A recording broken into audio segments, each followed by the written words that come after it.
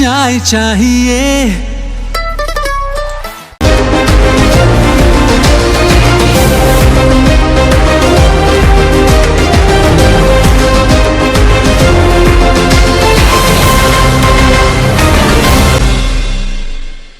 पाकपतन से AW news के bureau chief Ghulam Rasool तौर की रिपोर्ट के मुताबिक पाकपतन बुनियादी मरकज़ सेहत कल्याणे में मरीज़ा के साथ आने वाले वर्षा के साथ इंतज़ामिया का नारवा सलूक।